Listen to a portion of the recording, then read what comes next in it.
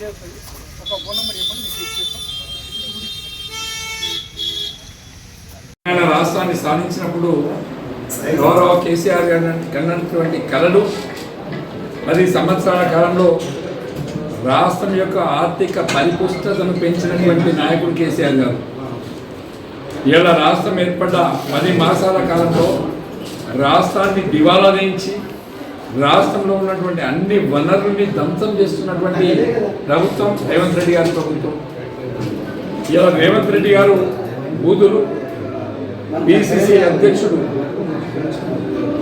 అధ్యక్షుడు మహేష్ గౌడ్ గారు మూసీ నదిలో దుంకుతా ఉంటాడు. కొండా సురేఖ సభ్య సమాజం తలదించుకునేట్లుగా ఆమె మాట్లాడే తీరు కానీ ఆమె చేసే ఆరోపణలు కానీ మహిళాలోకం ఎదిరించి తిరగబడే రోజు దగ్గరలో ఉంది. ఇవాళ ఈ ప్రభుత్వం తిట్ల పురాణంతో ఇచ్చిన 6 గ్యారంటీలని అమలు చేయకుండా 6 గ్యారంటీలని ఎగవేత కోసం నోటికి వచ్చినట్లు పనిచేస్తున్నారు. నోటికి పని చెప్తున్నారు తప్ప ఎక్కడ కూడా చేతులకు పని లేదు, గ్యారంటీలు అమలు చేయడం లేదు. దానికోసమే ఇలా ప్రధాన ప్రతిపక్షమైనటువంటి హరీష్ రావు గారు ప్రజలకి వెళ్తే దాడులు చేస్తారు, కేటీఆర్ గారు ప్రజలకి వెళ్తే దాడులు చేస్తారు. హైడ్రా పెట్టుకున్నావు, దానికి ఒక గైడ్ లైన్స్ లేవు. తాతల కాలంలో కట్టుకున్న ఇల్లు కూర్చడానికి నువ్వెవడివి? ఒక గైడ్ లైన్స్ ఉంటాయి, వాళ్ళకు నోటీస్ ఇవ్వాలి. నోటీస్ లేకుండా గైడ్ లైన్స్ లేకుండా నీ ఇష్టం వచ్చినట్టు కూరుస్తావా? ఇలా హైదరాబాద్ తిరగబడ్డది. హైదరాబాద్లో ఉండే పేద ప్రజలు తిరగబడ్డరు. ఇలా అత్త సొమ్ము అల్లుడు దానం చేసినట్టు పేద ప్రజల కోసం కట్టినటువంటి డబుల్ బెడ్రూమ్ ఇళ్ళని ఇలా దారాదత్తం చేస్తా అంటావు.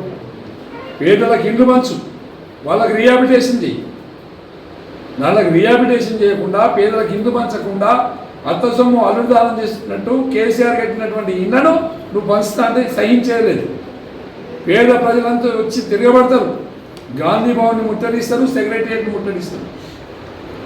దానికి ప్రధాన ప్రతిపక్ష పార్టీగా మేము వెంట ఉంటాం, తప్పకుండా ప్రజల పక్షాన్ని నిలబడతాం.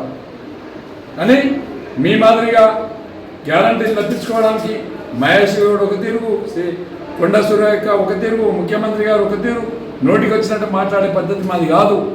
ప్రజల కోసం పనిచేసే ప్రభుత్వాలు కావాలి. 10 నెలల్లో రాష్ట్రాన్ని దివాలా తీయించినావు. రాష్ట్రంలో ఉన్నటువంటి బిల్డర్స్ని ఎత్తి పట్టుకుంటున్నారు.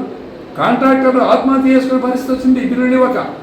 ఎక్కడన్నా బిల్లు అడిగితే 10%, 12%, 15%. ఏంది? మీ ఇంట్లోకి వెళ్ళిస్తుందా? మీ ఐఎస్ఓ మండలం దానం చేస్తుందా? ఒక దిక్కది మైనం పేర్లు వచ్చినట్టు చూసినట్టు మాట్లాడతాడు, ఇంకొక దిక్కది కొండ సురేఖ మాట్లాడుతుంది. ఇదేం పద్ధతి? కాబట్టి మేము ఇలా ఒకటే విజ్ఞప్తి చేసేది ఏంటంటే, ఇలా మూసీ నది మీద గతంలో కేసీఆర్ గారు, కేటీఆర్ గారు దాన్ని చేయడానికి 16,000 కోట్లు ఖర్చు అవుతుందని చెప్పాడు. మరి కేసీఆర్ గారు పేద ప్రజలు ఉన్నారు, వద్దు అక్కడ ప్రజలు వద్దని చెప్పినప్పుడు ఆ వర్క్ని క్లోజ్ చేసుకున్నారు. ఇవాళ అదే వర్క్ను 16,000 కోట్లకు ఇవ్వాల్సినటువంటి పనిని 1,50,000 కోట్లకు పట్టుకెళ్తున్నారు. అంటే ఎన్ని వేల కోట్ల అవినీతి, ఎన్ని వేల కోట్ల అవినీతి. ఇవాళ రాష్ట్రంలో అవినీతి ముఖ్యమంత్రి కాడ మొదలు పెడితే ఎమ్మెల్యేలు ఓడిపోయినోడు గెలిచినోడు ఎక్కడ పడితే అక్కడ ఈ రాష్ట్రం దోసుకుంటున్నారు. అవినీతి రాష్ట్రం అయిపోయింది, అవినీతికి అడ్రస్ తెలంగాణ అయిపోయింది. కాబట్టి గుండె మీద చేపెట్టుకోండి, నిజంగా అవినీతి చేస్తలేదా? ఇది సీము నెత్తులు ఉంటే మరి ఏదైనా గుళ్ళలో పోయి ప్రమాణం చేయండి, మేము ఎక్కడ దోసుకుంటలేమని చెప్పి, అవినీతి చేస్తలేమని చెప్పి. అవినీతి పరుల రాష్ట్రం తెలంగాణ అయిపోయింది. ఎక్కడో తీసుకుపోవాల్సినటువంటి తెలంగాణ రాష్ట్రాన్ని సర్వనాశనం చేసే విధంగా ఈ ప్రభుత్వం ఉంది. ఈ ప్రభుత్వానికి ఈ రాష్ట్రాన్ని పరిపాలించే నైతిక హక్కు లేదని చెప్పి సందర్భంగా తెలియజేస్తుంది.